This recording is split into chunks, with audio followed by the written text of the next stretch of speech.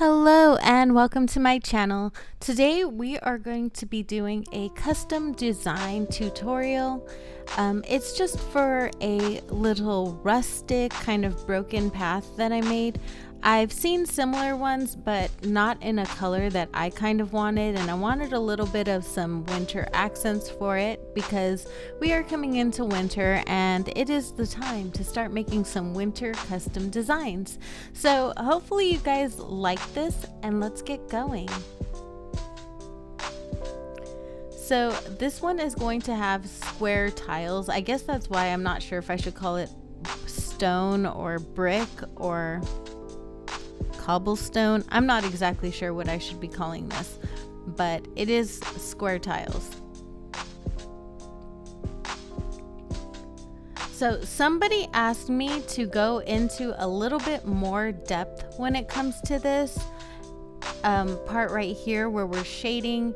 And what I'm doing is I'm creating some texture and some shading to add a little bit of dimension to the squares so that they pop a little bit. So it looks like on the ground when there's a certain amount of roughness when you pass over it. And I'm trying to sort of mimic that as best as I can in pixel art. And what that means is just creating pockets of texture. And what I've done is I've looked at different brick paths and whatnot, and I've kind of seen the way like there are little patterns in the brick when the light hits it a certain way, and it makes it look a little bit textured. So I am visualizing my light source as usual is coming from overhead on the upper left corner of the screen, but maybe at kind of an angle where it's lifted and not necessarily exactly upper left from the screen. So I'm just gonna finish making this first tile. This is always the hardest one. It's always the one that's the most time consuming just because of the nature of it. It's kind of setting the tone for your entire pattern. So I will let you watch me finish doing this.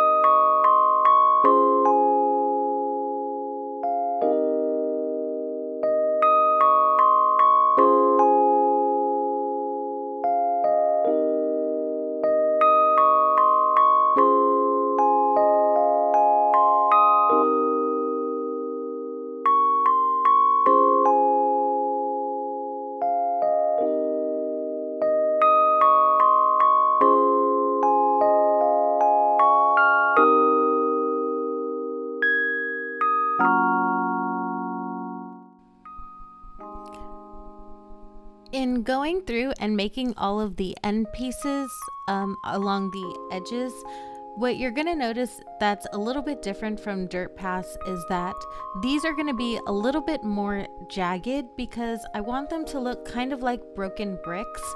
So I don't want it to be completely pixelated, like it's crumbled like the way you do see in some brick paths, which I will be making a very rustic, vintagey, crumbled looking brick path soon, but this isn't it. For this, I want it to look like it's kind of cracked and worn and broken in that way. So it's obviously a worn path, but the pieces are not going to be completely pixelated. They're not going to look like kind of like the edges of dirt, but they're going to be jagged and broken looking because that's kind of the theme that I'm going for in this path right here.